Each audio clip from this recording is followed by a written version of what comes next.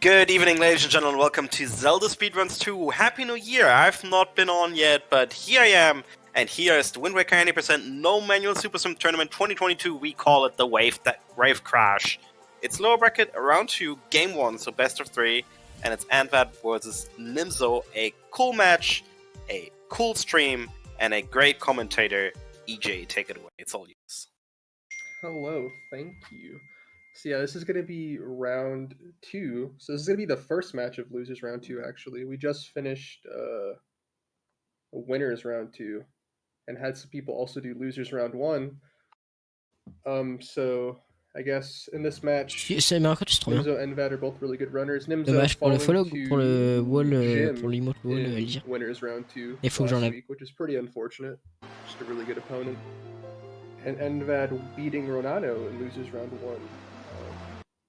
They lost to Jwist in the very, very beginning. So yeah, this is a double limb bracket, best of 3.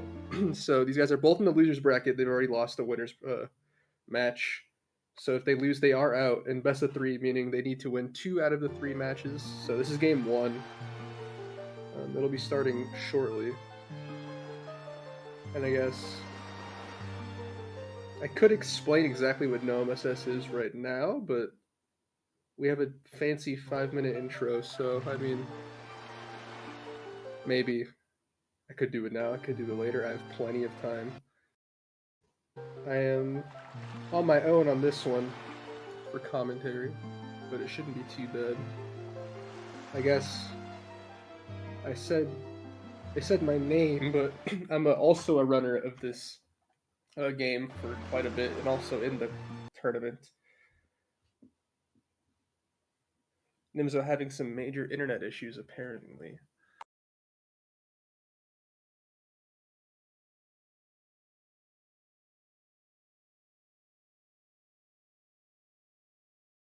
I see.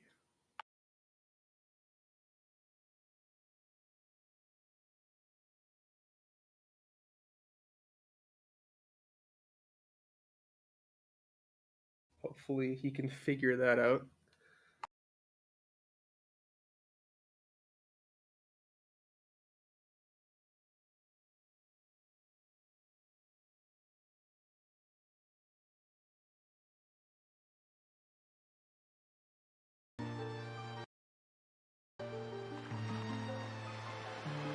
Hopefully he does. But yeah, this category is, I guess, the most beginner friendly. I wouldn't call this game exactly beginner friendly. It's kind of difficult no matter what you do or how much you tweak the route. There's always some difficulty in it. But this is any percent no MSS, which differs from any percent in the fact that it has some restrictions. The main one being no manual super swim. Some other ones notably being no actor unloading, which I will brush aside from explaining because I don't think it's too worth getting the details here. And also no PG skip, which is puppet cannon skip, just to kind of avoid having a really, I guess, punishing endgame, because it already kind of is to an extent, so we kind of wanted to make it a little more beginner-friendly for the best we can. Adding that trick. Manual Super Swim is, I think most people are pretty familiar with it, even if they don't watch Wind Waker speedruns that crazy often. It's just the pausing thing at the beginning of the game that you see oh so many runners do, and most other categories. Yeah, so we won't see that. So because of that, we'll be pretty much going through the kind of intro of the game, I guess, like the vanilla, I guess, storyline of the game, at least up until like the first 30 minutes. That doesn't necessarily mean there'll be no, speedrun tips and tricks. It's just that it'll more so be trying to do vanilla stuff as fast as possible, kind of honing the movement and doing some cheeky little time saves, but nothing crazy until the 30-minute mark. And it seems that Nimzo has solved this problem, so that's cool. Another astute viewer fact, the fact that an astute viewer might have noticed, is that, at least on Nimzo's screen, or let me see, I'm gonna press play. Okay, on both of their screens, in fact, I just made them both play on my screen. They have numbers on their file name. That is not, it's not a coincidence that they have the same, oh, it's starting in 15 seconds. Oh boy. So yeah, it's about to start, but they have numbers in their file name, and that's because we require a randomized file name made every time there is a race, just for an extra layer of verification. We don't expect anyone to cheat, but there is, fun fact, there is a prize pool, so just to add some validity, to make sure no one's, playing a recorded run or anything. But yeah, good luck to both the runners. Should start on your guys' perspective momentarily. It just started for me. And yeah, as I mentioned, there is a 5-minute intro that usually the commentators like to explain what no MSS is as a category, although I've already done that. So now I have to fill 5 more minutes. I guess what I can talk about is intro skip. So for those who are a little more aware of the particular rules of the community, there is an intro skip that was recently, well, not like recently, but recently in the grand scheme of things allowed. However, it's not allowed in this tournament just for the sake of simplicity, because, not everyone uses it, not everyone has it set up. Just another layer of hoops to jump through that we didn't want to deal with. But unfortunately, because of that, we're going to have to watch this cutscene, or at least lore and then the arrow cutscene. They will gain control at about 5:12, so we have quite some time. I guess I can talk about the runners a little bit. Nimzo, relatively newer to the Wind Waker game, but a legend in other Zelda games. TP and Skyward Sword coming to mind the most off the top of my head. Nimzo got good pretty dang quick. TP's a 117. It was actually second seed coming into the tournament because we had some seeding races and they did pretty well. And that's pretty good.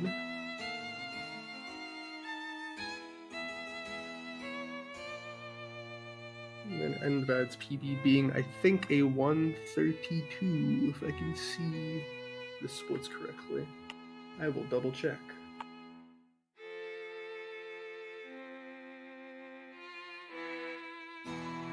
Yeah, so 132.13, actually got 9 days ago. It's pretty sick. Also been improving pretty hard and practicing a lot for this tournament as well.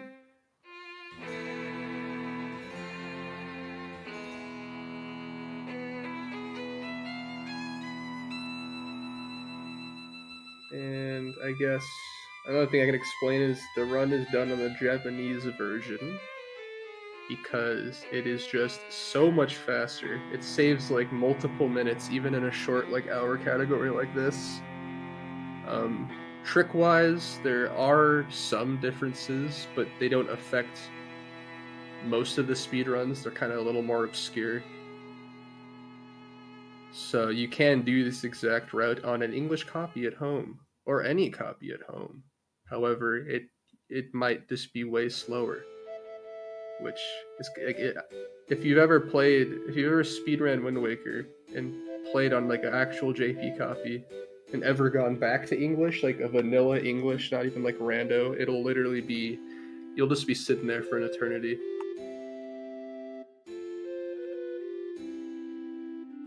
Yeah, any copy, even a Wii U copy, wow.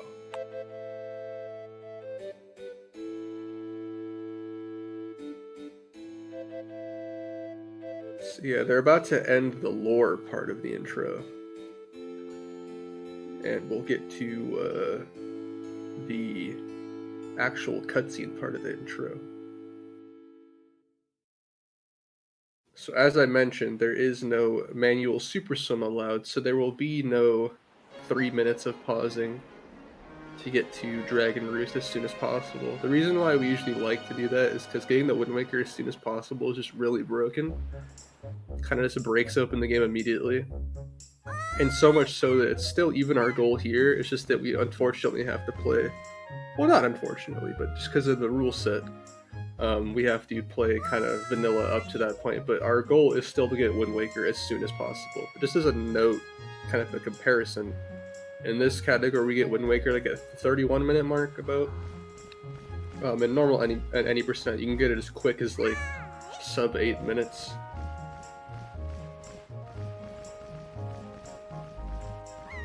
Yeah, we could do the 2-hour hover. I was looking for that recently. I couldn't find it on the leaderboard. Is it still there? Yeah, someone has bothered to hover all the way to DRI. For no reason other than just to submit a... I think it was a no-MSS... No, I had to... Wait. Would that count as a no-MSS run? I guess it would. Genius. It was deleted. I'm assuming it was deleted by the person, because I do not know if any of the mods deleted it, to my knowledge. So yeah, they just got control, and they're now, as I mentioned, going to pretty much go through the entirety of the start of the game, to do the tutorial, as you could say, vanilla, but they're going to try to do as fast as possible. So what they're going to need to do is pretty much get off the island, and some key story elements to do that is getting heroes close, getting the telescope, saving Tetra, getting the sword, getting the shield, so on and so forth. So they're just going to do everything as fast as they can. So first step is getting the heroes close.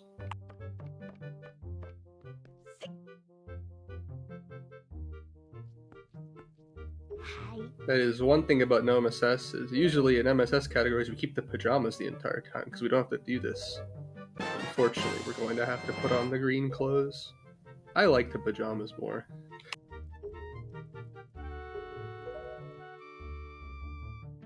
They are cooler.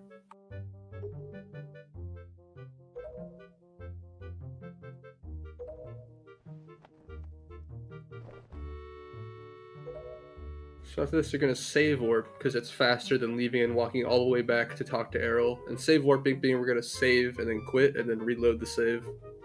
That'll put us at our, I guess, our, wherever our save flag is, and that happens to be right outside the post, or the outpost again, which is faster than walking back. Never many. Well, it might be like a 2-person tournament. Also, you have to route it first. But I won't be joining that.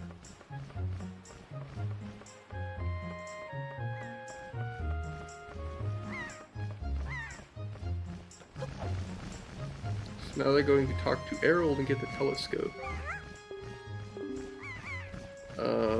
And then they're gonna watch a cool cutscene. I have routed some fun categories, but not optimally. I've routed them for fun. For the fun categories.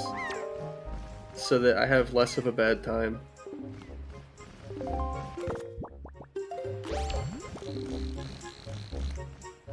Fun fact, the telescope kind of like super auto aims for you. You got some aim assist here. It aligns you perfectly vertically or horizontally, and as long as you aim in the general area of the bird vertically, it kind of like auto corrects itself as you zoom in, which is kind of cool. And a small gamer tip: if you hold down on both the stick and the C stick, you save some frames because you look up to look at the bird and you zoom out so that you look less up. It's like, whoa.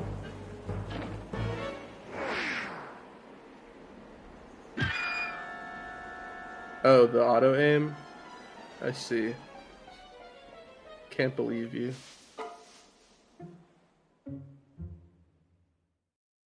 Yeah, so now they have done the things necessary to needing to save Tetra, but they don't have a weapon to do that. Because you can't save someone without a weapon, so we're gonna go get a weapon. And the quickest one is going to Orca and doing his little tutorial, because it gives you a sword. And this is gonna be like the first, I guess, instance of clear speedrunning tactics. We're gonna do specific combos, so holding different stick directions during the combo leads to different results, and some are faster, some are slower, but they lead to the same, I guess, end result here where we get to move on to the tutorial. So what they're going to do is do 2 attacks that they're going to first recognize what Orca's asking them to do 2 attacks of that attack, and then in the later 2 hits of the combo, hold back and then hold forward, and that is the fastest way to do the combo. Also coming up is another trick called quick parry. Kind of the gimmick of this tutorial is that Orca has you do 2 sets of every type of attack in full, one of those being parries, and if you parry in a 2-frame window, the second one appears extremely fast as opposed to waiting. Nimzo going for it right now. I don't have his audio on, so maybe he got it? He got it, wow, that's pretty good. So now Endvad is going for it. I think that was late, but I could be wrong. Yeah, so you can see that Endvad missed the frame window, so has to wait significantly longer.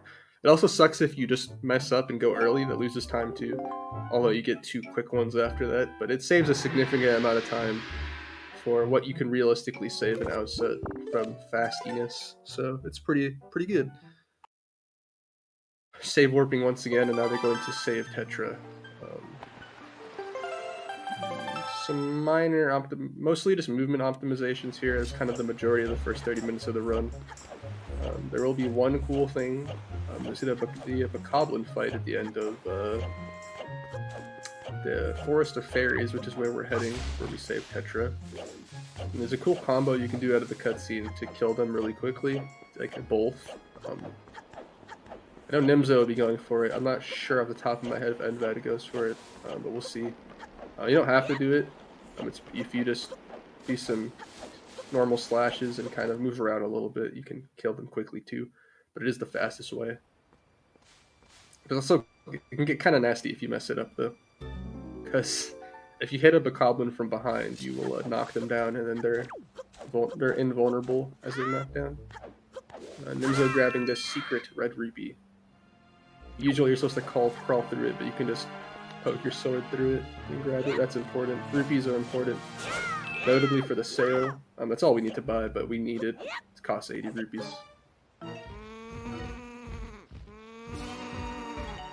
So Nimzo going for it in combo. Yeah, he got it. Nice. Nimzo, there's 2. Never mind. They got more rupees. They passed 2 rupees. Another thing that kind of didn't talk about, you might have noticed that they side hop after the red rupee into the cutscene of the Bokoblin noticing them. That's important because it makes the Bokoblin walk towards you during that cutscene, which makes it way less likely that he'll kick you off when you're trying to climb it. Loses a lot of time.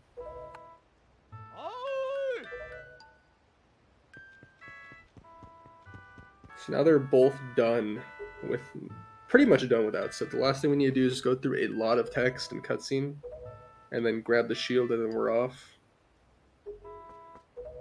to FF1, which is Forsaken Fortress 1.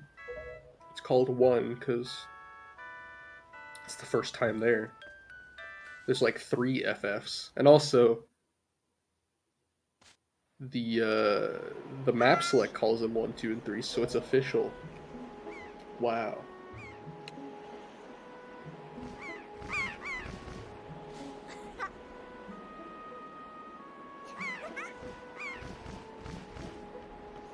So now to go through these cutscenes, Errol's getting kidnapped. Very cool. We'll save her later. Actually, we won't forget about that. Because it is required.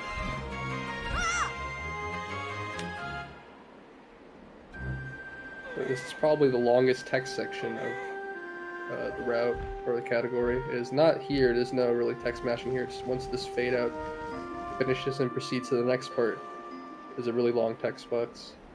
This is one of the bigger, like if you were to compare English and Japanese side by side of this sequence of text, you would quickly realize how bad not having Japanese text is.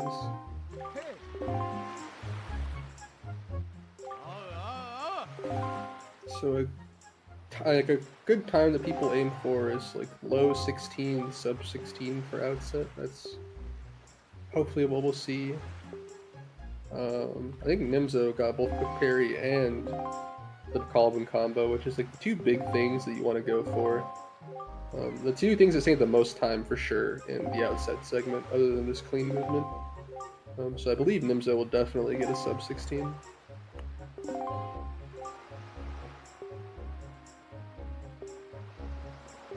After this text box shenanigans, Nimzo and Endvad will just run back to the house. Oh no. Nimzo talked to the Birdman again. It's over. Cool jump slash from Nimzo to skip the fence post. It's not as easy as it seems. If you normally try to jump slash over it, you'll just land on top of it and lose some momentum and have to jump off. If you do it a little bit correctly, you do a little bit of finicking, you can just avoid that altogether.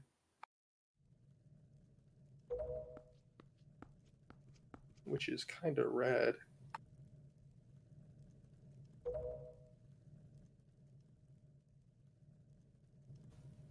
And then I guess before we get to FF1, we have to get Spoils Bag. Spoils Bag coming up. It's not useful for anything. In fact, it just leads to potential inconveniences, but because we have to go through the story like the way the game intended for the first 30 minutes, we can't proceed without getting it, so we have to get it. Kind of unfortunate. It's whatever, though.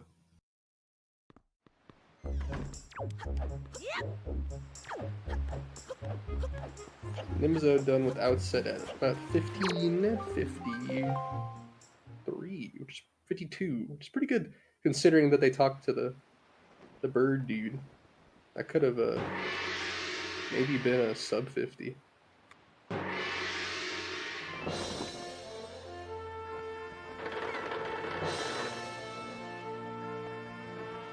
So both players now done with outset. We'll be back later. For what, you'll have to wait and see, but we'll be back later.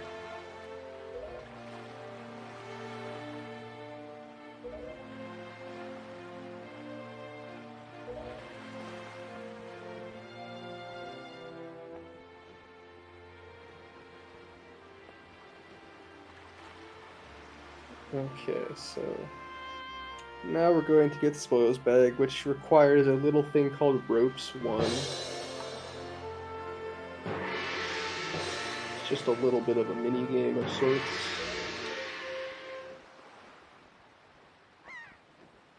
It's called Ropes 1 because there is indeed a Ropes 2.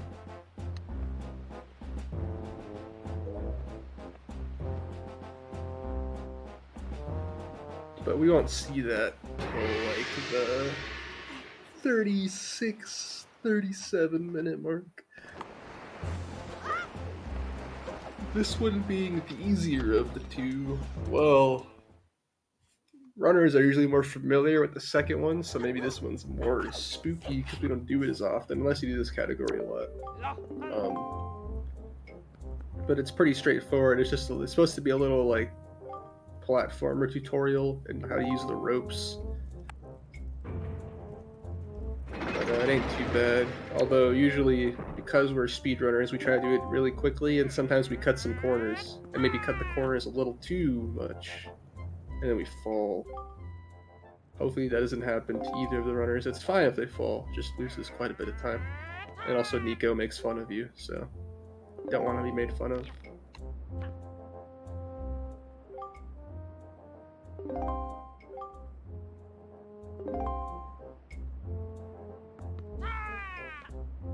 I guess this run's kind of broken up into 3 parts, I would say. Kind of, I guess, up to Wind Waker, where you kind of have to play the game pretty much casually, but fast.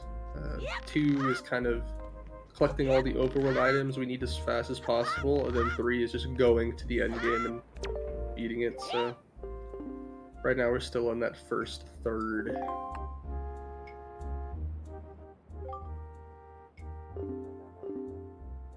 So Nimzo's about to collect the spoils bag, and we'll immediately save warp.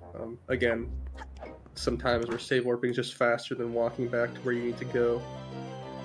In this case, our destination is just at the top of the ship deck again. And to go back, we'd have to jump down, climb a ladder, go up some stairs. It's slow. And now, something very important is Nimzo's going to attempt to go for early lights here. The way this works is that we need rupees for the sale, and there are conveniently 2 red rupees amounting up to 40 rupees at FF1 in a convenient spot. However, it's also not convenient because there are searchlights that kind of patrol the island that if you get caught by them, you get thrown back into jail. I guess into jail for the first time in this route. And 2 of them, their pathing happens to overlap with the red rubies at a certain part of the cycle. So we want to hopefully get to the red rubies at a good point of the cycle without having to wait for anything. And conveniently, if we just do everything good, it lines up that way. However, the starting point of that isn't when we get there. It started the moment that Nimzo loaded the save. Like these lights right now that you see moving, like this is the actual cycle, and it'll persist until like all the way through all of this till we gain control. Like this is all happening, like actually, like those lights are actually moving. That's the actual cycle they're on, and there is no like a reload of the area until we get control. It's all happening seamlessly. So all this text mashing matters. If you're slow on this, you will not make it. Nimzo almost at the end of the mashing.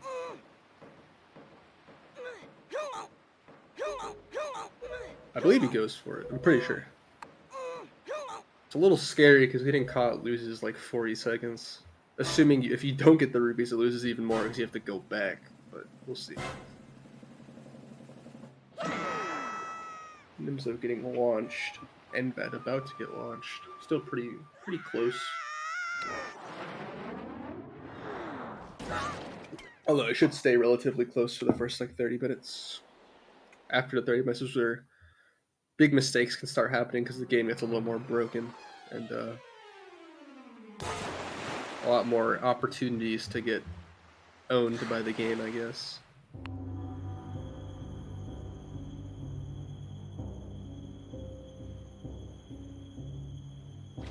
You know, the main gimmick of this area, at least, and it kind of is true to a sense in the speedrun too, but it's supposed to be like a stealth mission. You're not supposed to get caught.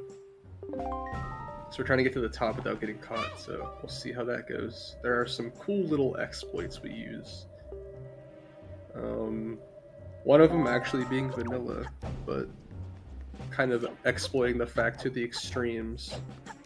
Okay, so Nimzo opting to not go for early light cycle. I'm not sure off the top of my head if they just don't go for it in general. I forget. But not a big deal. You get some extra rupees out of it. Lose a little bit of time, but get some extra rupees, play a little bit safe. Nothing wrong with that. And it'll be coming up on window jump for him, so you can do an epic parkour jump to skip going through some doors to get to this point. Whoa. Now I can go straight to this light. Endvad also going for the normal lights, no biggie. Has a lot of rupees. and we'll do the same coming up window jump. And we have to come beat up this bokoblin because it's controlling the third searchlight, which happens to kind of shine towards a sidling ledge up top, and if we don't kill it, it'll catch us when we try to sidle there later.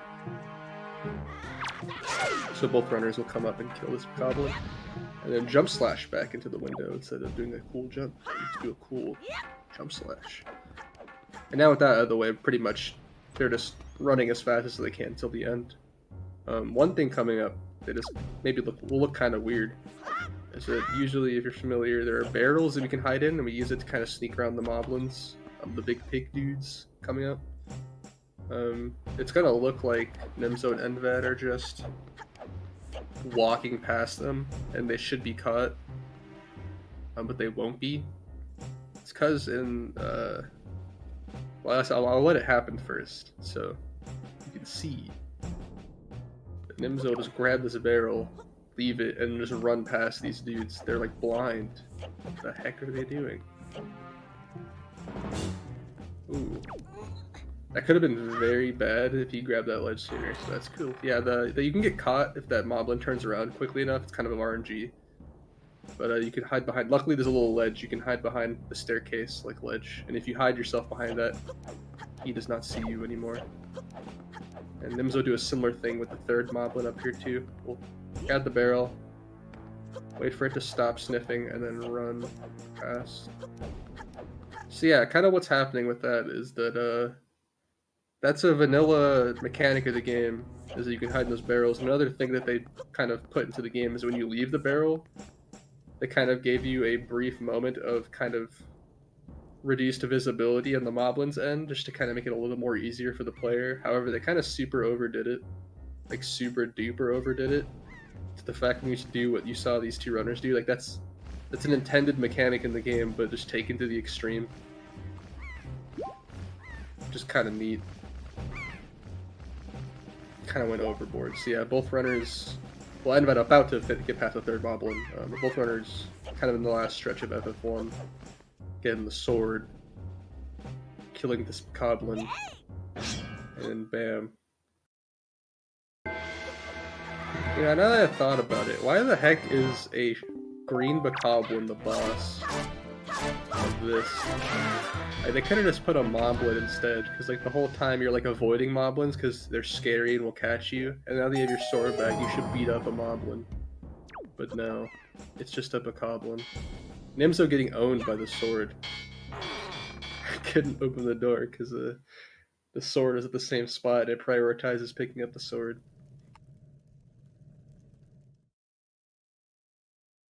Yeah, Nimzo done with FF1. Endvad about to be done with FF1. One thing to note about sidling, you probably can't tell as easily because you can't see their input displays. But they are all tapping the direction they're sidling and not holding it, because it resets it to stick back to neutral. If for some reason, if you just like it's called quick sidling. If you just tap the stick really quickly, you'll sidle faster. It's a dumb. I hate it, but it's faster.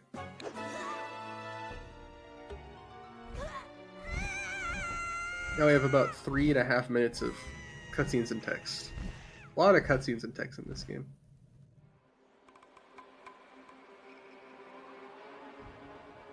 Yeah, that is true. So the way those I guess that's a good explanation. That's a good thing to bring up. The way those moblins or the lanterns work is that if you have no sword, which is this case right here, they will always be they'll always be triggered to throw you into the jail. And that fun fact can be exploited, as you see, like in any MSS category, where we get the Wind Waker and swim straight to a submarine with moblins with lanterns in them. And because we have no sword, they'll look at us, capture us, and throw us all the way into the moblins. So yeah, they could have either done some shenanigans or just put a non-lantern moblin, and then it could have been a boss. And I think that would have been cooler. Because, like, we beat up moblins all the time before this. But we'd never beaten up a moblin before.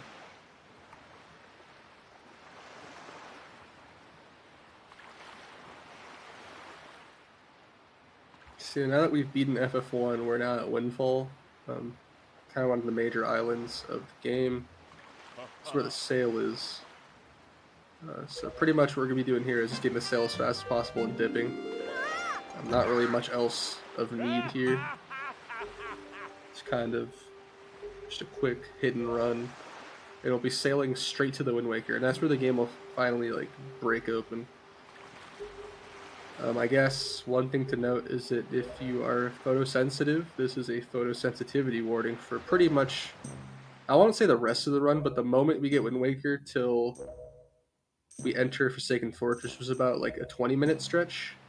We'll be doing a glitch called Super Swims sporadically through that entire 20-minute segment, about 20-30-minute segment of the run. And there'll be a lot of flashing screens. Not so much flashing lights, just that the screen will alternate 180 every frame, and it might look kind of a little aggressive to some people. So just throwing that out there. But yeah, so they'll just be grabbing the remaining rupees they need to get 80, we'll buy the sail, and then take off with Coral towards DRI, or Dragon Roost Island, which is where we're supposed to go for the next part of the game, because we're supposed to get Din's Pearl, as Coral wants us to do. However, we'll just be dipping immediately.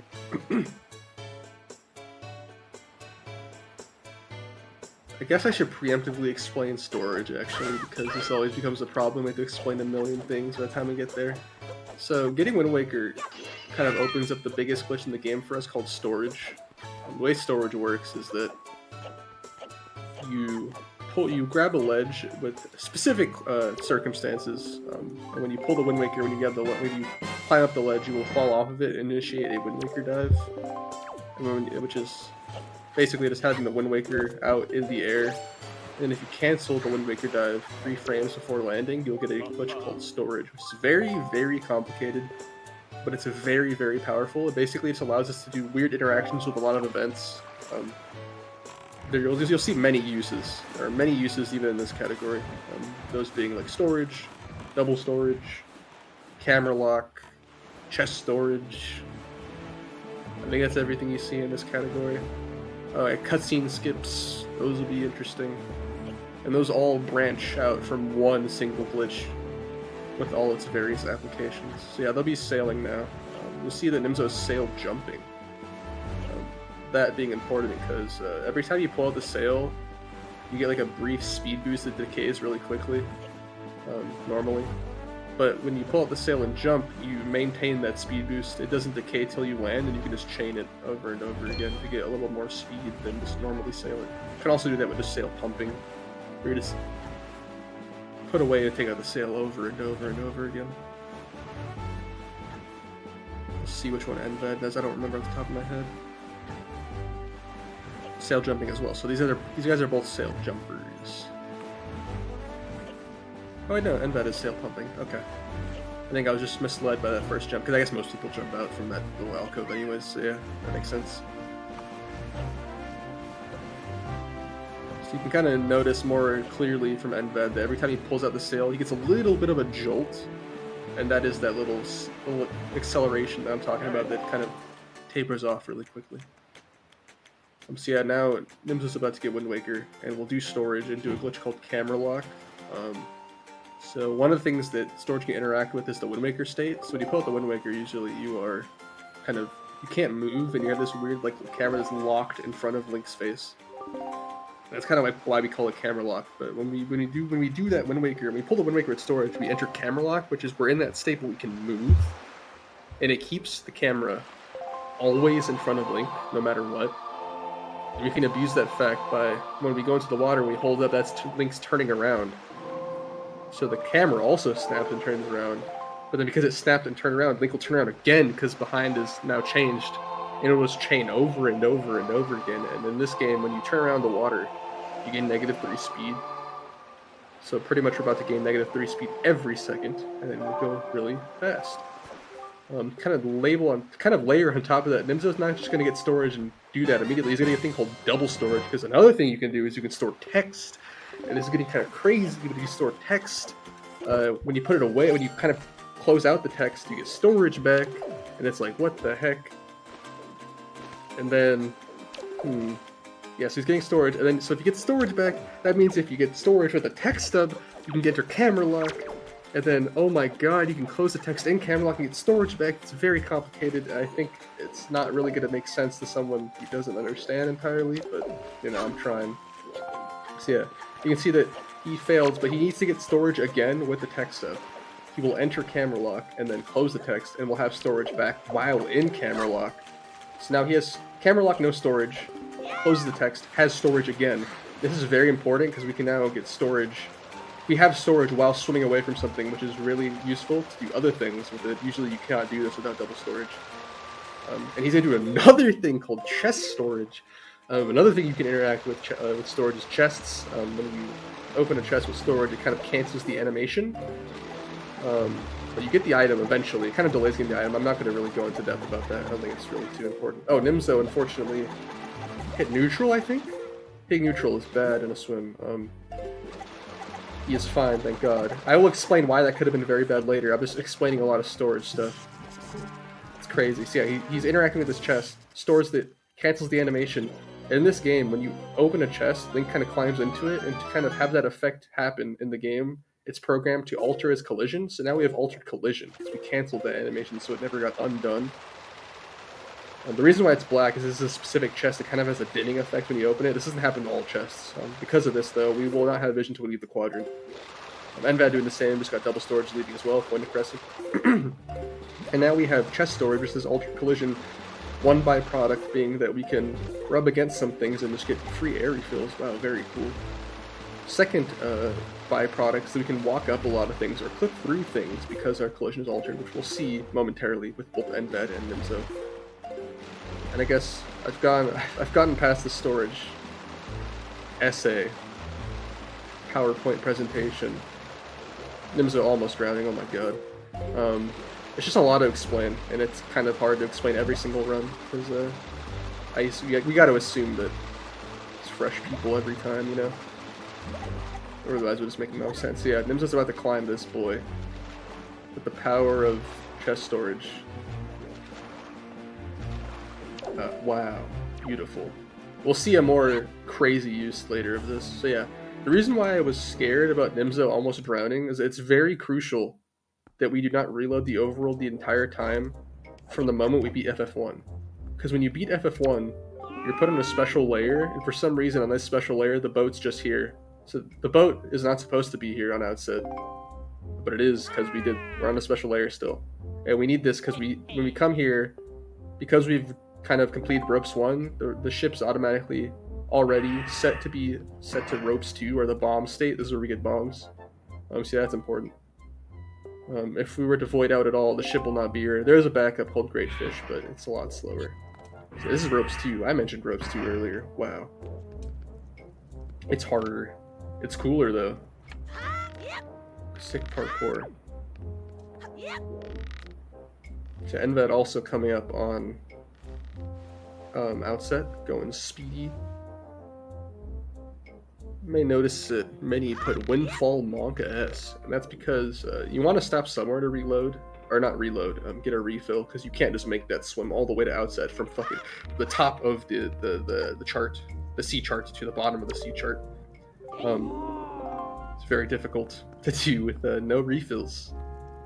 That's hard. So got a refill from Windfall. Most runners like to do paw print outpost, as you saw Nimzo just kind of touch a wooden post.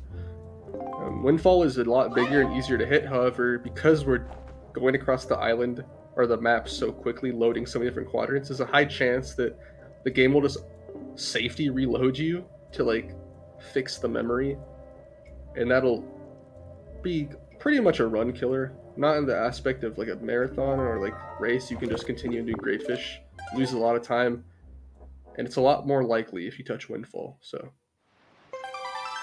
luckily Endvad did not get that.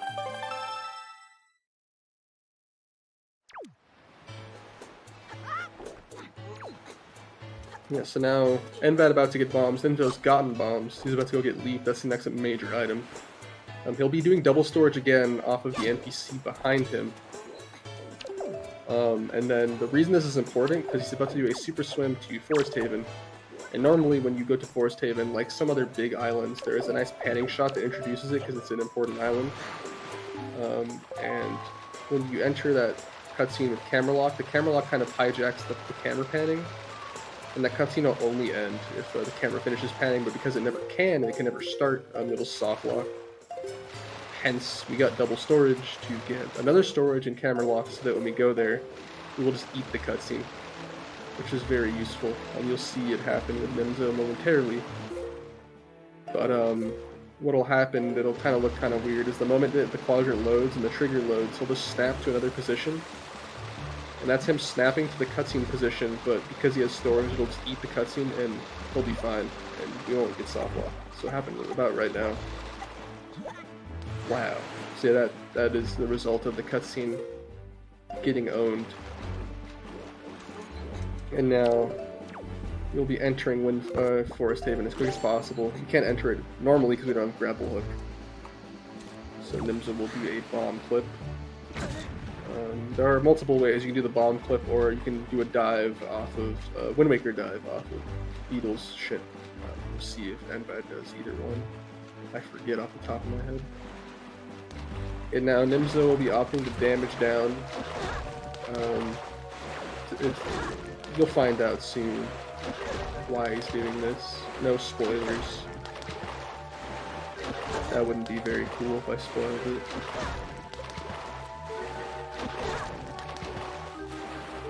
But we're about to see another application of storage. We're going to do a cutscene skip. So usually when we come in here, you see that the Deku Tree has Chews messing with him, so you kill them. And it starts a cutscene that eventually leads to the leaf being spawned. That's a long cutscene though, so we're going to try to skip it. So what we're going to do pretty much is skip the cutscene. Oh man, there's like someone blowing leaves outside. What the heck? I don't know if that's audible. Either way. So basically, he's going to get storage and bonk the tree. It'll put the Chews in a weird state. Everyone take notes on this. It'll be a weird state where they're uninteractable. They're interactable, but you can't kill them. They'll just kind of fly towards their... they'll fly towards their, I guess, facing direction, and you can still push them out. And when they go out, they eventually start falling into the void of nothingness, and then when they go low enough, they'll be unloaded, and that counts as you killing them. So technically, when you push all of them out, eventually they'll all be dead, and the cutscene will start. And the reason why this is important is we can take one of those, the last one, and time it so that it starts the cutscene to a specific time. And we want that specific time to overlap with what we're about to do, where we get crushed by the Deku Tree's chin with storage activated.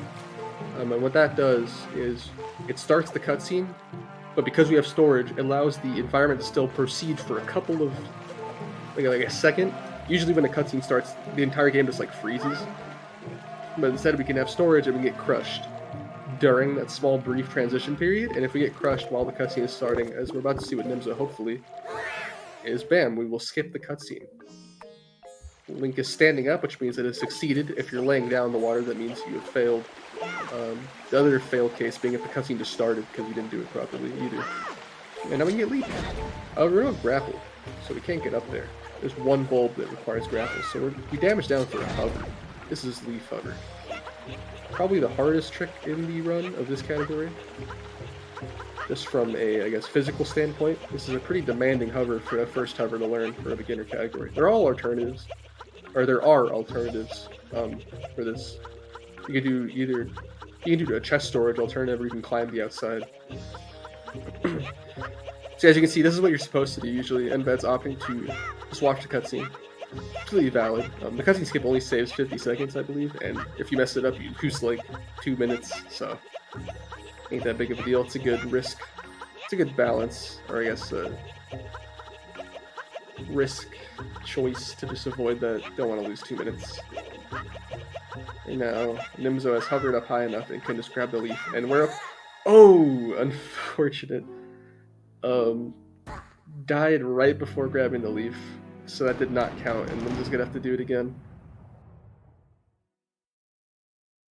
Unfortunate, but not the end-all be-all. Unfortunate because Nimzo was on PB pace. At this point, it'll be pretty dang hard. And yes, the frame window is pretty darn high. It's not like frame perfect or anything. Like we're not even like all the setup parts of like the timings is just all eyeball. It's not crazy. If it was more precise, it would be so hard. It would maybe be borderline like. It wouldn't be impossible, but it'd be a lot more difficult. You'd have to pause a lot more. So yeah, unfortunately, because Nimzo failed the hover, he's going to have to damage down again and attempt it again.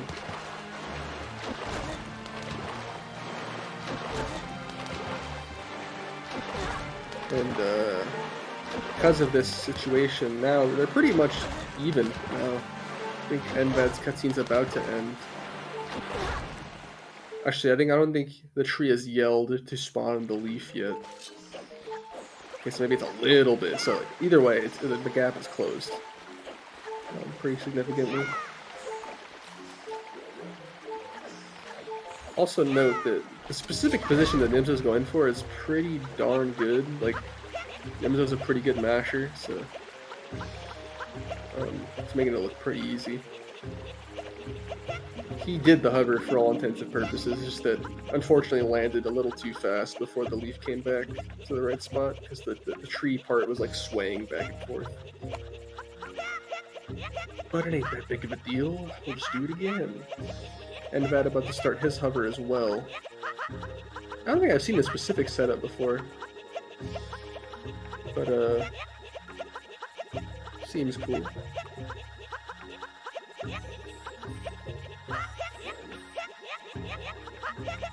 Oh boy. I don't know. Hold on. 1 second. Oh, unfortunately, Nimzo did the same thing twice. I wasn't paying attention exactly if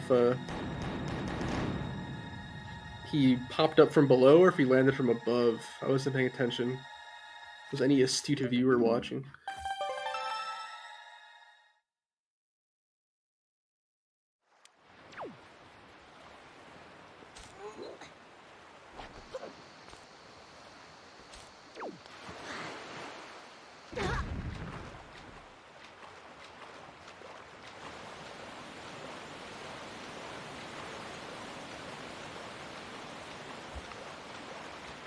Regarding the comment about wanting to speedrun, yeah, I mean, MSFs, that's cleared by this. Regarding the hover aspect, you could technically skip this hover. There's a way easier alternative regarding chest storage. It's a little bit easier, but it loses quite a bit of time. But hey, if you're just trying to learn and get into the speed game, it's a pretty valid alternative. So that kind of answers that problem. Unfortunately, there is one hover that'll always be required in this category, at least with current knowledge, which is Morph Hover. However, the Morph Hover is significantly shorter and significantly easier than Leaf Hover. Leaf Hover is definitely one of the hardest hovers, even just in general, just out of sheer mashing requirement. Well, not really. You don't have to go fast, but I think just compared to other hovers, it's a little more involved.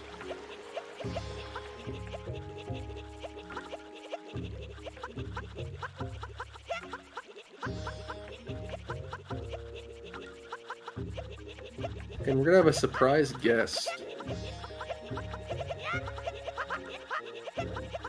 That's what I've been taking care of right now. That's why I didn't know exactly how Nimzo failed, but any moment now we're gonna have a surprise guest.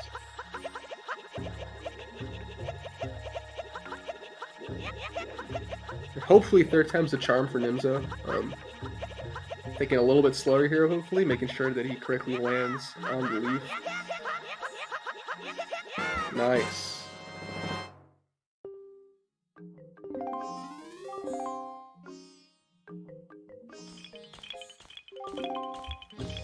So yeah, I guess my apologies for kind of being a little distracted, but Endvad right now, what he's been doing is, now we need to get the quiver. That's the next item we're getting as quickly as possible. So what he did is he got double storage with coral text and the little ledge on Beetle's barrel, and swam to this little raft here with a chest. We got chest storage, and now we're gonna swim towards Thorned Fairy Island. That is where our next quiver or that's where the quickest quiver upgrade is found. I think Endvad's going to opt to hit this little refill real quick, which is a refill with chest storage, and then bam, can just head towards Thorn, which is way far north.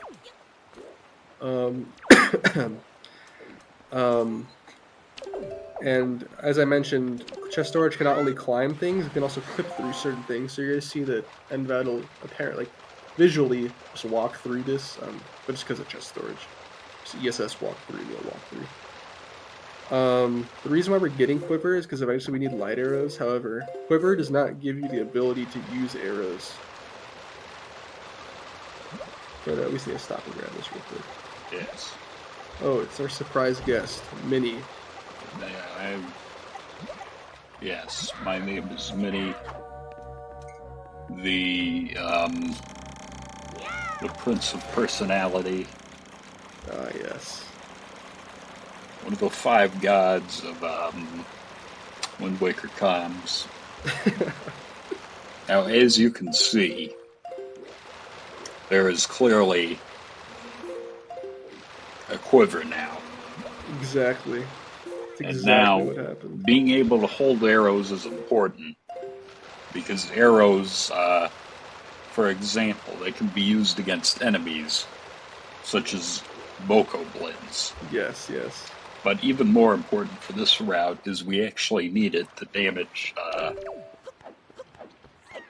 Puppet Man, Yeah, Ganon. Puppet Man. So yeah, Endvad is, now that we got Quiver, we're trying to just go to Forsaken Fortress again as quickly as possible. It's now in a state called FF2, it's our second visit. This island's kind of annoying to get storage off of. Our only option is a peg, where we roll up, and then kind of pull the Wind Waker at a certain time. It'll automatically enter a dive, and you can cancel it like that. There, yeah.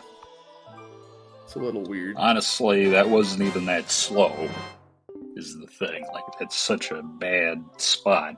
Yeah, now we're gonna head to Oasis, just to grab a chest. This is the most convenient chest. Yeah. And then bam, we'll head back to FF2 with chest storage. Yes, the idea here is we need... Yeah, he already said it. It's chest storage in FF2. But that's not... that swim's not going to work if he keeps going on the island, to say the least. That is true. So now Nimzo got peg storage pretty quickly, and we're pretty much tied back up. Endvad has a little more speed, so I guess now they're leaving at pretty much the same time. Endvad kind of fine-tuning his angle a little bit, just to make sure he makes it. He's got his protractor out. Now we'll do another. I used to carry one of those. I don't have a protractor, and it's kind of annoying. It's my job technically. Like I just need one sometimes. I don't have one. I used to carry one in my coat pocket. I found it on the floor at school one day. Oh boy, was it like a but fancy then it got one? broken. Oh. Nah, just a cheap plastic one. I think I still have the pieces somewhere. Oh if you boy. want. Yeah, we can work that out later. Yeah, anyway, though, yeah, this is the other chest storage. As you can see, it's quite dark. Yeah, this is the same kind of scenario as the Crescent Island chest, where there's a dimming effect. This did not happen at a 5-star, which is the chest we got before Quiver, because that's just a normal wooden chest. There is no dimming effect to that one. Yeah, it's a little known fact that opening the chest actually makes the whole world dark, which is a little disturbing, but, you know. Quick pit stop at the reef. Surprising Nimzo with how fast he was going didn't clip through or climb up. These reefs are kind of annoying, in which a lot of things can happen. They just ruin the runner's time and enjoyment.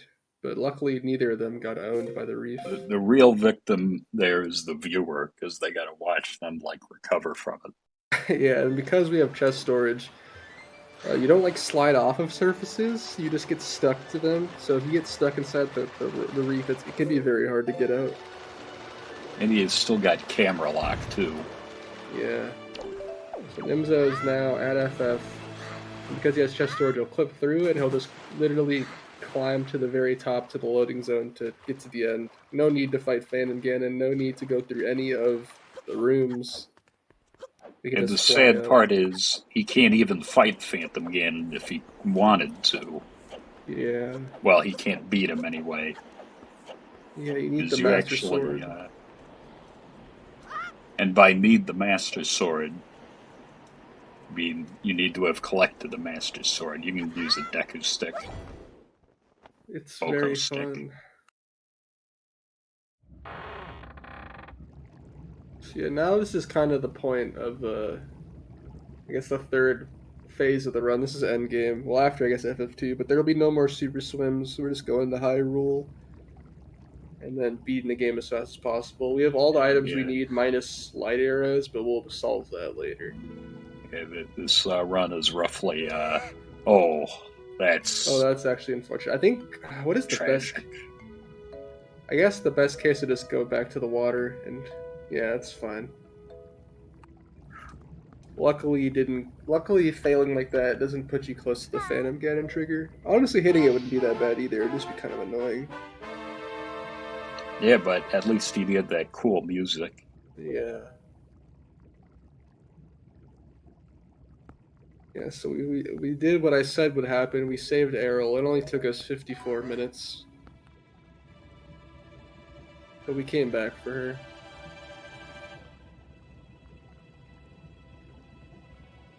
Yeah. You kind of need this cutscene to occur. Yeah, this game is very stupid. There's a thing called animation sets. There's two of them. Animation set 1, animation set 2. They kind of divide the first half and the second half of the game. And certain cutscenes need certain animation sets to play, and if you don't have the right one, you'll just crash. I mean, this is like the point that they chose, where animation set 2 is set. So now every cutscene onwards from a story perspective has animation set 2. So theoretically, if you were to go, well, you can do this. You can go to Hyrule from a different way, and if you were to try to watch some endgame cutscenes, like the Puppet Ganon cutscene or like the Ganon cutscene, you would just crash and you couldn't beat the game. Also, the credits can't start. You'd also crash from like the beating Ganondorf cutscene before the cutscenes start. So this is very important. And I don't remember what cutscenes crash if you have animation set 2, but it's probably a few. But that's not important here. Yeah, probably a lot of like the dungeon cutscenes, like beating the dungeon, the Pearl cutscenes, probably Taji cutscenes, stuff like that. It does make routing a little more restrictive in other categories. So another thing, not as important in this one, because we kind of have to get Coral for this Nomus S, but one of the next cutscenes coming up also not only requires animation set 2, but it requires Coral, which is very annoying. If you don't have Coral, it crashes. Coral is spawned from beating Forsaken Fortress 1. So that's an unfortunate burden. Any percentage we have to beat FF1 solely to spawn Coral. Because if we don't, we'll just softwalk. And next cutscene. Oh my, Minnie's being a prick. Wait, I mean Minnie's a call with me. Mac is being a prick. Yeah, Coral is the King of Red Lions. It's our boat. Yeah, I mentioned this at the start, but at the start of each race in the race room on race time, a random number file name is generated just to prevent a preventative measure against someone playing a recorded run. Yeah, that's what I would do if I was in this tournament. Would you guess the number? Yeah, because I'm not very good at this game. So I guess one thing to come up is that... What the... Okay, I was about to, like... Wait, why is he doing this? Endvad is doing the super swim. I want to see if he's actually been practicing this. So you can get storage off that ledge and swim up. This might be just for swag, but if you actually can do this fast, that'd be kind of impressive, because I cannot do this fast. It's just very hard. It's very hard to do this quickly. It saves like 6 seconds, and it's very hard to do. And kind of what we've been kind of glossing over is Nimzo trying to skip the bird fight by grabbing this ledge. If you grab this ledge in a specific way from various different setups, you can clip out. Unfortunately, having kind of a tough time. Kind of low on magic too. Hopefully he saved at some point. I guess he knows SVA setup at least. Sadly I had to give up on the swim. I mean, it's a very difficult swim. Would have been very swag if he got it though. Oh yes, Nimzo is now opting to go for a... Oh god. Nimzo, if you can hear me, grab hearts. Actually, you don't need hearts, but... There's a chance you might die to the spikes. Oh, he going for the leaf again. He said, screw that. I'm good. That should work. Bam. Hey, you got it. With like 1 bit of magic to spare. Yeah, Nimzo, if you can hear me again, you're gonna want to grab magic in Courtyard.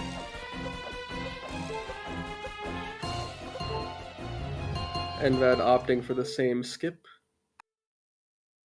Yeah, that was a feisty segment from both runners. At least Endvad got a clean skip there. Was not expecting Endvad to go for that. I think actually, if I remember correctly, in their last run, or last race match, they went for it. I don't think they got the storage though. Some mistakes. Endvad went for the Helm Rock swim. Didn't pan out that well though. It was kind of cool though. I don't know how long you've been gone. Nimzo failed the Deku Leaf Hover twice, unfortunately landing next to the leaf twice. That was the biggest mistake from Nimzo. Other than that, I guess also failing Helm Rock skip a little bit. The biggest mistake of his whole life, really. Yeah, up to this point. Yeah.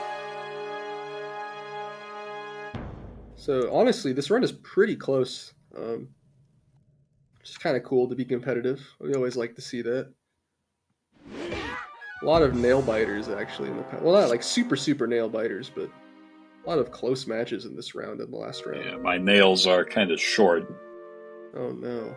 So, hopefully we don't have too many more of those. I'm going to run out of them. Coming up on Barrier Skip, another fun fact is we now have Master Sword. This cutscene and some other cutscenes kind of expect you to have certain items up to this point to also kind of show off in the cutscene. Big ones being, I guess, Mirror Shield and... Or I guess, Hero Shield, Mirror Shield, Master Sword.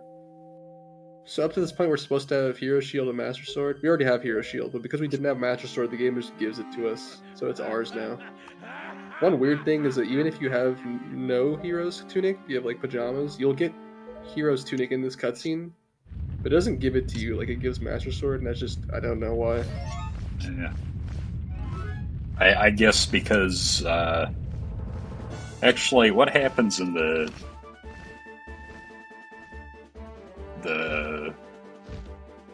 what is that thing called? The one where you have pajamas normally. Oh, and like the Heroes quest, or like the second thing? Yeah. I don't know, actually. I would assume that you just have pajamas. That's interesting.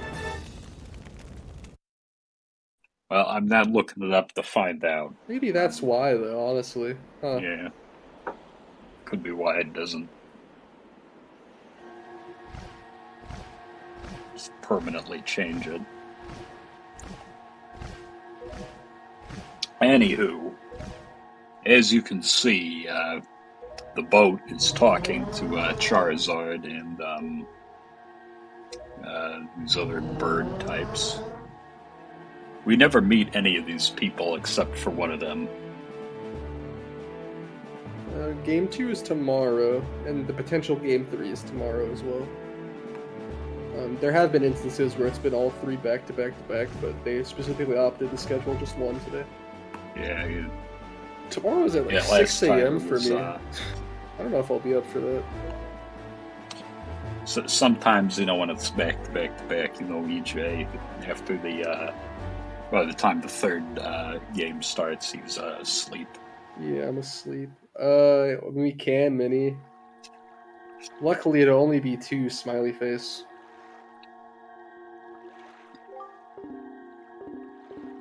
Yeah, I mean, you really don't have a chance, do you? I'll practice a little bit. The problem is, Minnie is like B game is like my like perfect run in this category. But you know, you'll never know. Maybe Minnie will choke. But you know, out of maybe... respect, I will do some runs beforehand. I'll do some runs. I'll grind some segments. I don't want to get absolutely destroyed.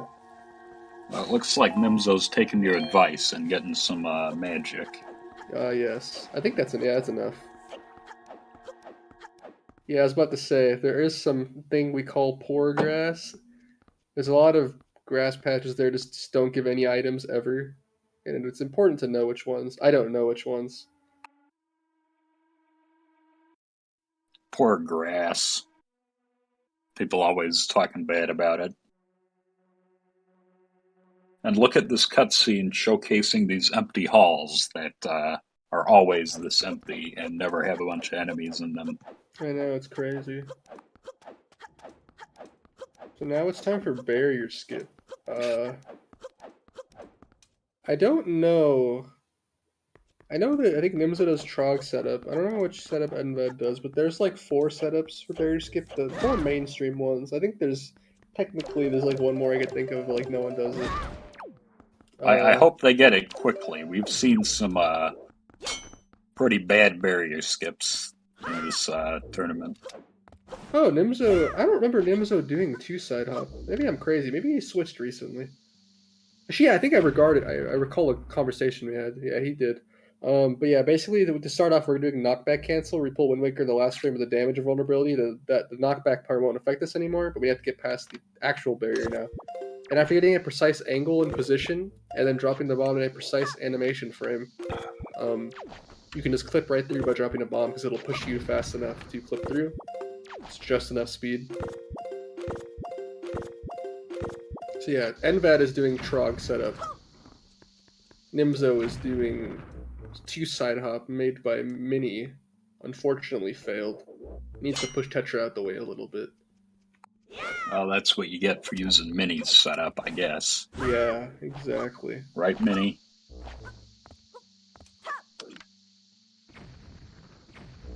Now is going for... Now they're both going for the bomb drops. So one little fun fact, Trog's setup is a little different from the rest in the fact that he uses a different position and a different animation of the bomb. So Nimzo is spinning the camera to know when to drop the bomb, like so. Bam, got barrier skip, easy peasy. But Endvad's setup or Trog's setup requires to drop it on the first possible frame, which is why he's not spinning the camera. And now Nimzo can do Ganon's Tower. It's the end of the game. Going through another little area that never has any enemies in it. Yeah, like ever. Yeah, it's kind of crazy to think about that we can just skip the barrier. Nowadays, at least in the community, it's it's not as spectacular because it's done in like every run, but it is kind of still an amazing feat when you think about it. It's evolved quite a bit too from what it originally was. The setup might look daunting, but it's way easier than the actor loading we used to have to do. Like honestly, it's only daunting visually, but once you learn the setup, it's a very simple. It's a precise but simple trick. Nothing too crazy. Now, speaking of precise but simple, I'm not actually sure how precise or simple this is, but... Well, I guess roll clip, it's frame clip. But yeah, Nimzo is about to do trial skip. There's 2 main methods. There's the ledge clip on the door frame, which is a little bit slower but easier, and then there's the ledge clip, where we grab the ledge from a certain way to partially clip into it, and you can do a frame-perfect roll clip. A roll clip being when you grab a ledge partially in it, there's a frame-perfect window where you can roll in it and you can clip through the collision.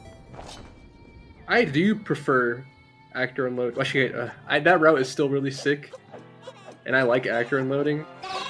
Just the actor unloading is like to get to evolve it more to be brought back into runs is just so mind-numbingly painful that unfortunately it just hurts. Also, by the way, Endvad got barrier skip. Nice and just enough magic. But trust me, Minnie and I have been fighting the AU fight and more obscure things. Also, I'm doing a route right now that has actor unloading, but it's more of a meme. What? You found a way for Calais Nemos with forest water. No, I'm only doing it to unload the forest water. Yeah, I'm using it to unload the restriction of the tuner to blow up the coral or the Nehru's door. Smart. Which is actually what is the easiest one. Oh yeah, so Nimzo sidled through the door. When you sidle like that, you can barely touch the trigger. It just saves a couple frames. It's just a little bit faster. It also pulled a bomb on the spike door, so that you avoid turning around, saves a second. And also, notice you went through a maze right now. Totally guessed every choice randomly every single time. And now we have light arrows. And light arrows is cool. Gives us light arrows. Also gives us fire and ice arrows. Just cause. Why not? But this alone wouldn't let us use arrows. And quiver alone wouldn't let us use arrows. But together, we can now use the bow and arrow. And have all 3 elemental arrows. Which is, we actually need fire arrows. Well, we don't need fire arrows, but it's faster to have fire arrows, so it's very convenient. Endvad getting the same roll clip, nice. Unfortunately, we don't get to use ice arrows. Yeah, there's no... Ice arrows has very few speedrun. Well, I guess... Well, once you have light arrows... Yeah. Because you can beat a couple enemies pretty quickly with ice arrows. Ice arrows is good for AD. And I guess Hundo, just to get in Fire Mountain. And ice arrows, the only other good thing is for entering AD without medley, or getting through AD without medley. I can't think of any hard required ice arrow uses other than that. Yeah. Oh, I guess I can kill some enemies faster. Like... That's what I just said. Oh my god. You're fired. But like light arrows does that. However, there's specific enemies where like a Mothula, which is the flying bug dude in Forbidden Woods. For some reason, even when you kill them, I guess a light arrow would solve that too, actually, but they take like 5 years to actually die. Like their body on the ground, but ice arrows and light arrows just pulverize them. Yeah, there's a couple enemies like that, but ice arrows solves that particular one.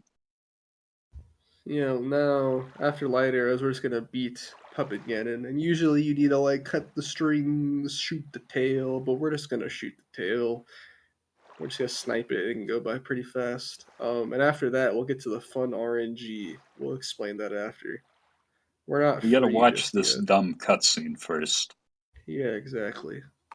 As you can see, Ganon's got, like, this character we've never met before. They are apparently asleep.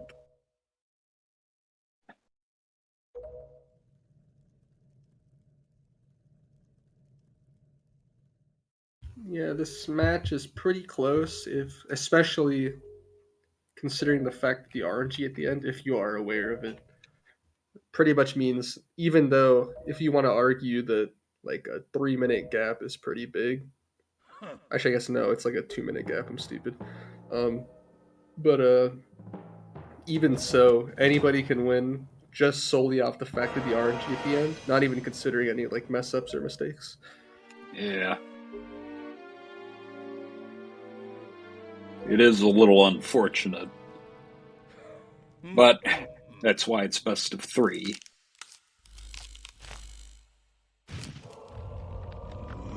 Yeah, Nimz is about to start the fight. Endvad about to enter the fight. See how it goes for Nimzo. First phase is the hardest. In a speedrunning sense. I guess, yeah. We'll just need to straight up snipe the tail and hopefully hit it. See how it goes. Honestly, it's probably the hardest in a casual sense too. It's Yeah, I don't understand. Yeah. I swear it's harder to hit the tail when you cut it with the boomerang, or just cut the rope. I cannot hit it. Like when that happens in a run. 2 good shots so far. Right side tail, which is Nice. kind of annoying, but hopefully we'll see this goes. The thigh. The thigh is too strong. It blocked. Yeah, Ganondorf's, as the kids say, thick. Yeah, thighs save lives. And in this case, it was Puppet Ganon's life that was saved. And despite Link's little dance celebrating, Puppet Ganon's not actually dead yet.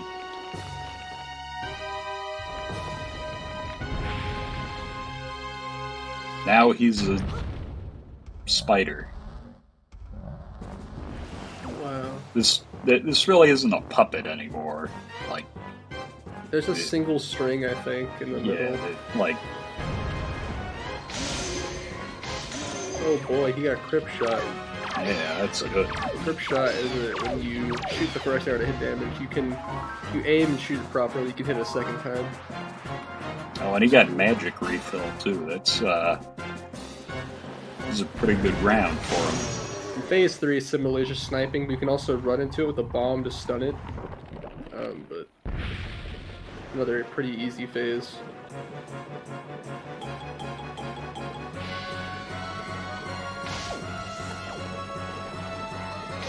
Has the luxury to spam arrows because Nice. it has a lot of magic. Opts to stun and then gets a free hit. He just needs one more. And Endvad about to start his journey. There's other ways you can stun it too, but bombs is the most effective. We also want to be damaging down right now too, so yeah, it's just the nicest. Right, and as Puppet Ganon dies on one stream, one runner, Endvad is now starting the fight. Now begins the RNG hell. Go. So now Nimzo's gonna climb up the rope, do a thing called grapple skip, because there's gonna be 3 layers of platforms. To get to the second layer, Nimzo's gonna do a trick called grapple skip. And to get to the 3rd layer, there is no grapple skip. There's grapple requirements for both, but there's no grapple skip for the last layer. So we have to somehow get up there still. Luckily, there's a warp pod up there that's currently closed, but there's also morphs. So Nimzo's going to be able to shoot the morph through the ground with a fire arrow. It'll burn, and it'll bounce into the pot lid and burn the pot lid. However, that has a 1 in 3 chance of happening. There's 2 morphs we can use, so in total, a 1 in 3 chance across both. And it just either it works or it doesn't. And then you reload the area every time it doesn't work, and you could just be stuck at this forever, technically. There is a hover alternative that loses like 50 seconds, but it's kind of difficult. And I don't know if either runner will opt to do it.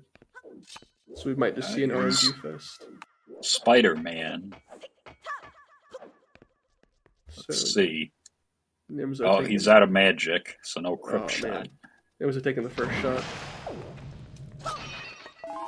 Did not work. We'll see a nice little cutscene of the pot lid burning if it ever works. Yeah, but these grapple skips, it's one of those little things. Oh, we got Crip Shot. It's one of those little things in this game that just saves a pretty amazing amount of time, because Yeah, we getting have the to hover. grapple, you know.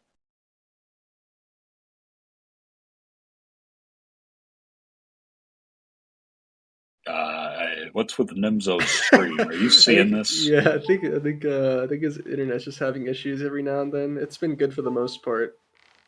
I think it's fine now, just having a little bit of a moment. I was hearing some funny audio. I don't know about you. Yeah. Whoa. And Vad's like PG kind of like curled up in a weird way that I've never seen before. Oh, yeah. That was interesting.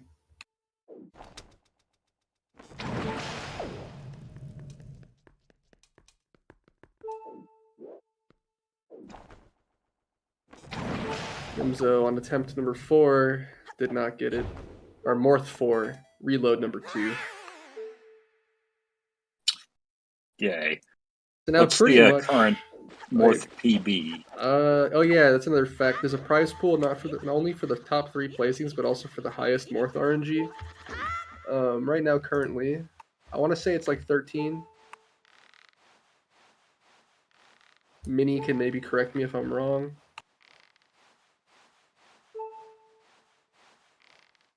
But now, assuming 14. So now, assuming that Nimzo does not get it this time, they're pretty much tied. And they're kind of offset so that they'll each take their own attempts separately as the other one's climbing, so that's kind of interesting. But yeah, they're pretty much like all tied up now, which is kind of crazy considering that Nimzo is 2 minutes ahead, beating PG, and all of a sudden the great equalizer, you know.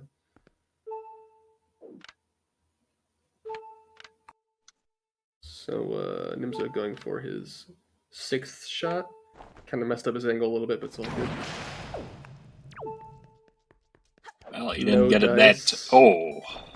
Ooh, almost didn't. Okay, good. That would have been bad. Yeah. 1 and 3 for both of them.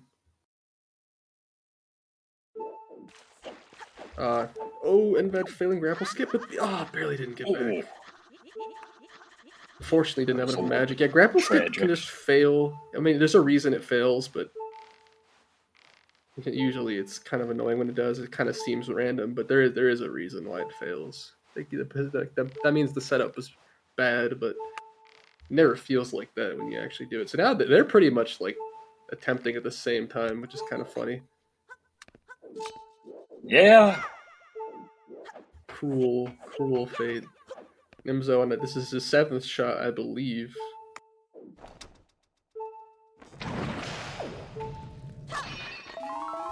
I swear, man. 14 Morths. I swear, people, keep your camera up. I know this was debunked, but I believe in it still. I keep my camera up because I believe the superstition that it makes it work. There was a long time belief where you need to keep the camera up to keep the Morth loaded, or the pot loaded, I forgot which one. But then I think it was debunked somewhat recently, but I still do it, because I still have superstition. And I think I have above average Morth luck, so I'm gonna keep doing what I do. That was Endvad's 4th, and I believe Nimzo's on his 8th, so we'll see how this goes. Hopefully either one of them get it soon, or both get them soon. That'd be cool. They're having fantastic luck here. Nimzo got it, so we see the cutscene activated. Yep. The Morth properly burned it. And now Nimzo is done, minus Ganon and a Morth cover to get to Ganon. So usually you need there's a hook shot requirement here to get to the loading zone. We don't got that. It would take way too long to get. You'd have to go do a lot of things to get hook shot. So he's gonna stab a Morth from a specific position so that it dies, but also attaches to him at the same time. Because we need this Morth to drop a heart, but they only drop a heart if you kill it with the swords. This little glitch kind of circumvents that, and we can kill it with whatever later, because we killed it initially with the sword. We're gonna roll it off. Wait, did they both get it? OMG. So I didn't pay attention. I was explaining. Yeah, we're pretty much neck and neck now. Oh yeah, they both got it. I was busy sneezing. You're gonna roll it off and hope that it goes the right way so we can leaf it all the way up to Ganon. So they both have... Oh, dude, that's so unfortunate for Nimzo. That almost stayed on. So yeah, technically Endvad is ahead now. But honestly, some Morth tomfoolery can make it flip back and forth at any moment.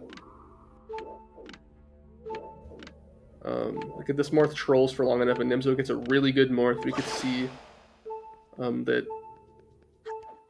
unfortunately, again. It's still anyone's game. So yeah, Nimzo is going to have to reset it up because he didn't get any good Morths again. Unfortunately. Ooh. Oh, unfortunately, the Morth fell down. However, I think the chat just pointed out, but health was an issue anyways. I just realized that. Yeah. You could probably bomb twice, Javis, but do you have enough time to make it? I don't know. I probably do. I don't know. I'm not going to try that. So yeah, some Morth tomfoolery, because you need to kind of adjust the Morth to get into position. You want it in a specific spot, unfortunately. It fell off for Endvad. So the way the Morth works is that it moves towards Link whenever Link like moves fast enough. So once he passes like a speed threshold, it'll run directly towards Link, and unfortunately it fell off a little bit too much. Nimzo not opting to get a safety Morth. Kinda spoopy. Because I think he had plenty of time to, considering the situation they're both in right now. But I respect the grind. He's got that died again and grind set. So yeah, Nimzo has his Morth in position, is going to opt to do the hover now. Well, not opt, but start the hover. He has no choice. He has to do this hover. Hopefully liftoff is a-okay. Nice, and now because we did the Morph glitch, we killed it with an arrow, but it dropped a heart, and we will land on the heart, and bam. Nimzo died that same exact way at Leaf. I thought he was going to do it again. That would have been terrifying. Alright, so Nimzo now we got another 30-minute cutscene. Yeah, it'll be about 4 minutes. The one that was on the ledge, it just fell off. And then I don't remember exactly what happened. I think he could have tried to leave it back on, but I think he opted to just... Something happened and opted to just reload the area. Both having no safety Morth now. Oh, yeah, right now, Ganon's complaining about, like... I remember it was, like, too hot in the desert or something, so he took over Hyrule. The scolding winds, you know? So the Morth is in good position like for Endvad. Lining up the arrow shot now. Oh, he doesn't have a safety Morth either. These kids and their dang bomb pull beforehand. Ooh, good lift off. A little spooky at a certain point. Also, look at that arrow. It's like stuck there, but it hit the Morth. How did it do that? Yeah. Magic. Okay, so both are in Ganon. However, Ganon is a pretty quick fight, but it's a pretty scary fight. It's like not too difficult, but if you get hit once, if you have one slip up, Ganon does 1 heart of damage. So because we have no safety Morth, we have 1 heart of health. So 1 hit means dead. Yeah, they could easily both die here, and then we'll be here for like an extra 5 minutes. Yeah, luckily if you die, you don't have to watch the cutscene again. We have to do you have to do Morth hover every time you die. Yeah. So hopefully it doesn't happen. Shouldn't die, but you never know. Nerves, little small slip ups could always make a difference. Especially going fast, you could die pretty easily in the beginning. There are 3 phases to Ganondorf. There's a phase 1, phase 2, phase 3. They're all, I guess the first 2, they move on to the next one based on meeting a damage threshold, so you have to do enough damage to advance it. At least in the first one, to go fast is, you kind of put yourself in the danger zone.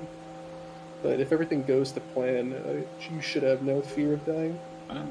Way to the danger zone.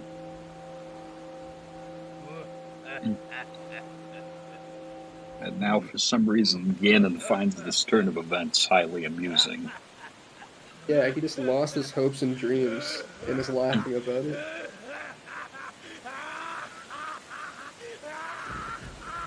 Yeah, he's like that one guy,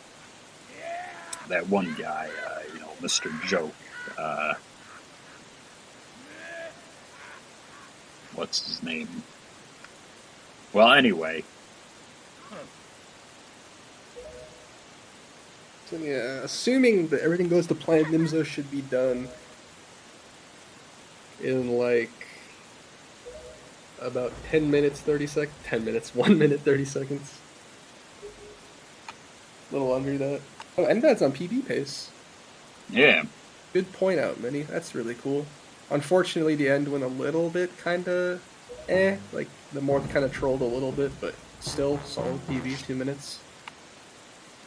Can't Yeah, I don't complain. think he's going to be winning this unless Nimzo dies. Well, But don't want to jinx it, but it's very possible. But hopefully it doesn't yeah. happen.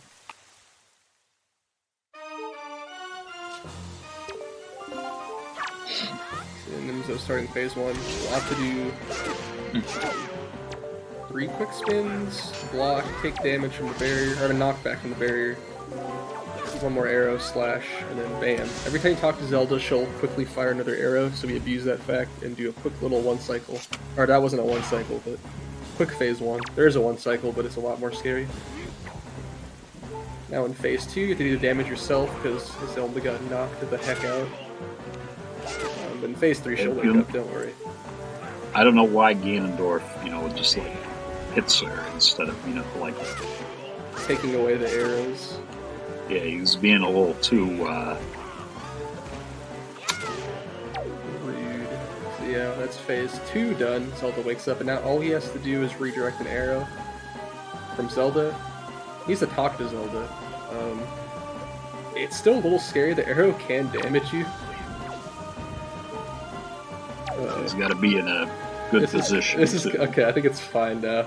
So yeah, just need to redirect the arrow. The arrow can hit you. See, if you have a sharp enough angle where they won't hit your shield, you will die.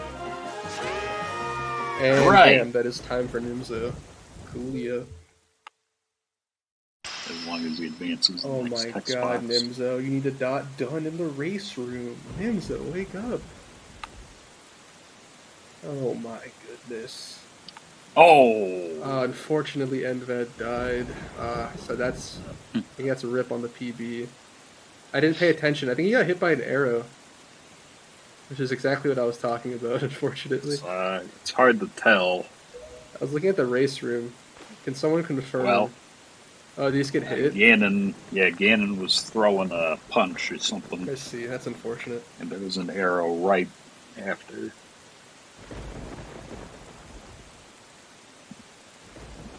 Side hop. Oh, that's very unfortunate. So I think that's rip on PB, because you have to do more cover again, and that takes quite a while.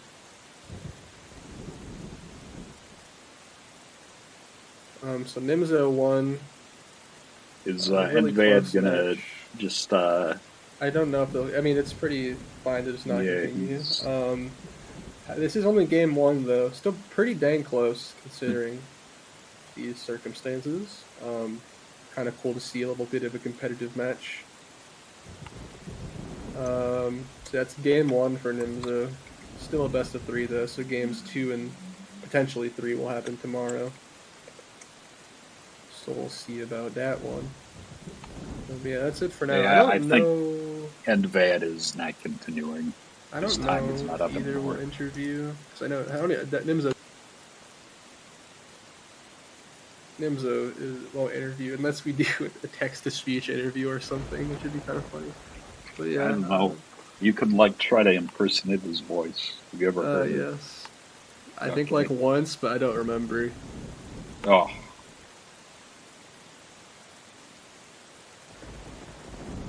But I think we're done, I guess, for today. Yeah, kind of. Endvad officially forfeited by now, so... yeah, that's it for game 1. Cool, yeah. I hope you all enjoyed what you saw. As said, we're gonna have at least 1 more of these, maybe even 2, depending on how game 2 goes. So I hope you're all good, and we'll be back for game 2 tomorrow. That game 2 is gonna be at 9 a.m. Eastern, so at 2 p.m. UTC, which means in 17 hours, 16 and a half.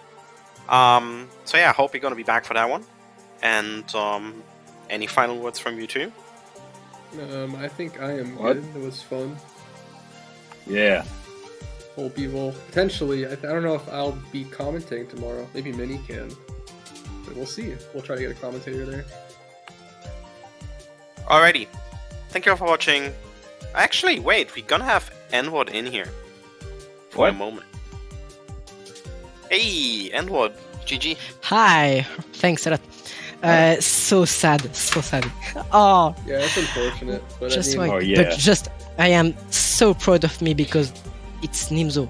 It's Nimzo, okay? yeah, So that was pretty dang close, man. Yeah. yes, that's so cool. I am really fine because Yeah, you tomorrow. can for sure second take a game point. off tomorrow or 2. Yes. Yeah. Exactly. You're gonna get him But tomorrow. the Nimzo G was cool for me for the pot, but the movement of the Morse. I don't know the strat. If the Morse fall down, what? Sorry, my French. Yeah, from the ledge. I mean, as long as it doesn't touch you and it's like on the ground, you can like just leave it back up. But it's like most of the times when it falls like that, it'll grab onto you, and at that point, it's pretty much just retry. Oop. But if it lands I on the see, I floor see. next to you and it's like not on you, you definitely can just leave it back up. Okay. So sad for the PB because I would be able to do a flat 1 hour 30 minutes, but You'll get it next time. Yeah, you're gonna sure. PB tomorrow. At 6 Yes, a.m. my exactly. time. 6 a.m. Yeah. Yes. Thanks a lot That's for the rough. commentary. So Yeah, no problem. Hey, It was you better I be will, up. I will see the VOD because I don't see Nimzo during the race, but I have a viewer who say me it's so close. Okay, my hearts start to pulse at Yeah, 200 for sure. BPM. Yeah, it was dang close. Yes. Alrighty. Alrighty then. I hope you all enjoyed it. Thank you again so much to both Yes. Endvad and Nimzo for getting the race on, and also to Mac and to EJ for doing some commentary. Thanks a lot. Tomorrow- CG. Tomorrow, as said, pretty difficult time, so hopefully we're gonna have a match anyways, but no promises yet. We're gonna have the match either way, but not sure if we're gonna have a restream depending on the commentary situation. And that's it for now. So thank you all for watching before my voice completely dies. Take it easy. See you tomorrow. Bye bye. Yes. Bye.